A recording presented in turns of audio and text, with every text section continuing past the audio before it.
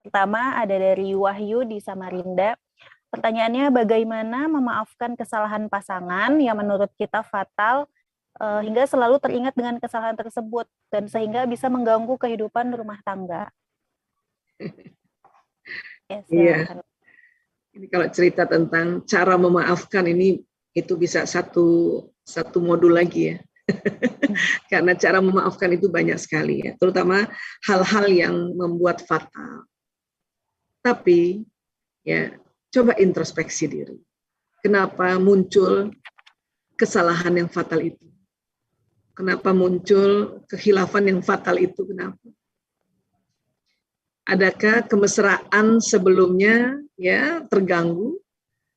Adakah kemesraan yang sebelumnya belum lagi dicanangkan? Karena terjadi pertengkaran-pertengkaran terus. Karena tadi ada ya bahasa verbalnya menyinggung gitu kan. Atau misalnya ya kita menggunakan bahasa tubuh yang membuat tersinggung pasangan. Bahasa kasihnya kita belum belajar tentang itu. Coba ingat-ingat dulu. Karena yang namanya memaafkan itu sebetulnya ya caranya sudah diajarkan oleh Allah. Habis sholat kita istighfar. Kan gitu. Tapi itu tadi, kalau kita nggak belajar, kenapa muncul kesalahan fatal itu dan kita tidak belajar dan tidak kita merenovasi, maka nanti itu akan berulang. Apa sih suami istri yang salahnya fatal? Misalnya gitu ya. Pasti maaf, berselingkuh kan gitu kalau kesalahan fatal biasanya. Nah, kenapa dia begitu? Ada apa? Itu lagi kita harus renungkan lagi. Karena kalau untuk memaafkan itu, ya caranya itu tadi habis sholat duduk tenang, istighfar berbanyak, minta ampun sama Allah, maafkan diri sendiri, maafkan tuh pasangan, dengan cara tadi dengan ucapkan ya Allah, mohon kekuatan ya Allah pada diriku untuk aku memaafkan suamiku ya Allah, sebut namanya. Ampuni dia ya Allah. Itu dilakukan. Sudah Bu Aisyah, saya sudah begitu. Itulah namanya memaafkan. Tapi kok saya ingat terus, memang nggak bisa lupa. Agar memori yang membuat kesalahan fatal itu kita pelajari.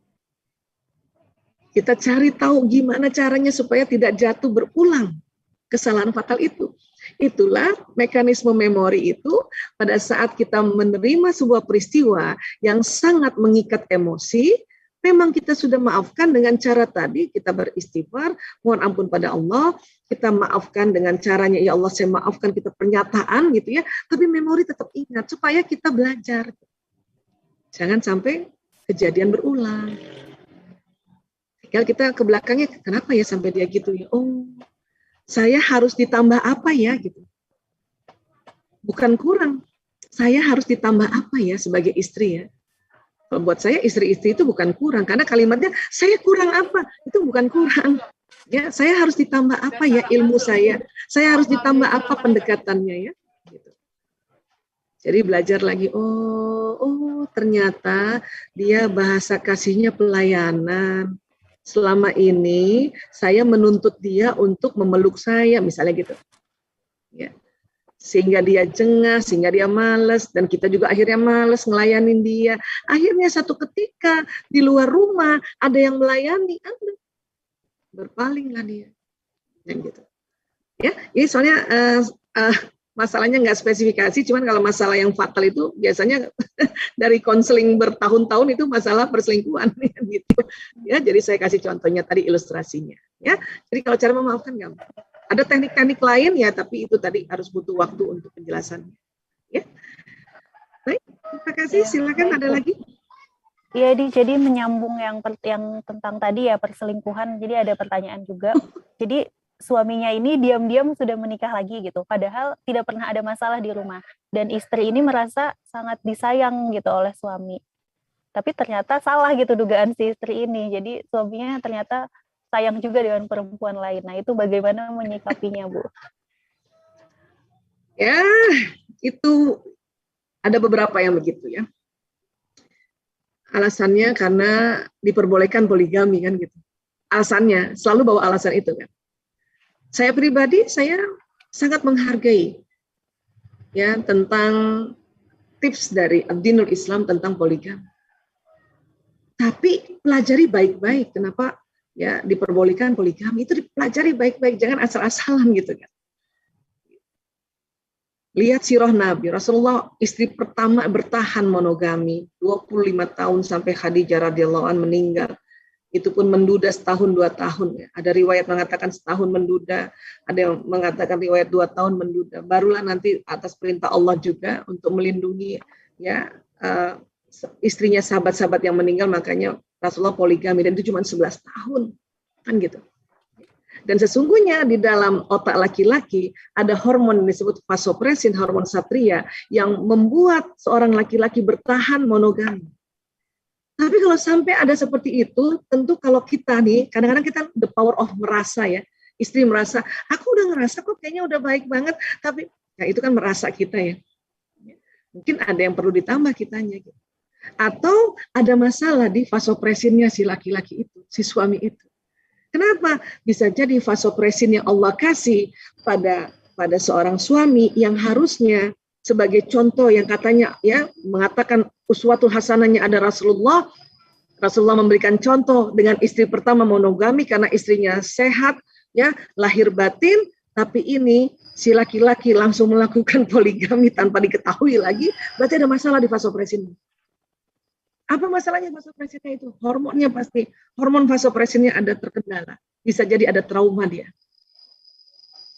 Ya. Nah, tinggal dibicarakan ini maunya gimana. Tetap mau poligami sudah disahkan dong. Umumkan. Gitu. Tantangin tuh suami. Umumkan. Jangan cuma sembunyi-sembunyi aja, umumkan ke semua pihak bahwa saya punya istri. Dan ya, adil nggak lo gitu. Misalnya gitu ya. Itu aja sudah. Karena bukan apa-apa kan tadi kalau kasus ini ya, khusus kasus ini ya. Kasus ini kan mengatakan sudah menikah kan. Walaupun diam-diam, umumkan dong, bilang sama keluarga. Sampaikan sama keluarga suami, keluarga istri juga. Apalagi keluarga istri. Jangan main-main dong. Ya gitu. Suami kan waktu nikah kan ada walinya si istri. Kasih tahu dong sama walinya. Kalau memang sudah menikah, kasih tahu dong. Nah gitu. Tapi itu tadi sekali lagi ya, bahwa sebetulnya prinsip dasarnya adalah monogami. Sampai ada belum apa-apa minta poligami, ada masalah itu di otaknya. Tapi kalaupun sudah terlanjur ya sudah. Maukah menjadi istri yang lebih mulia? Minta sama suami untuk bicara sama keluarga saya.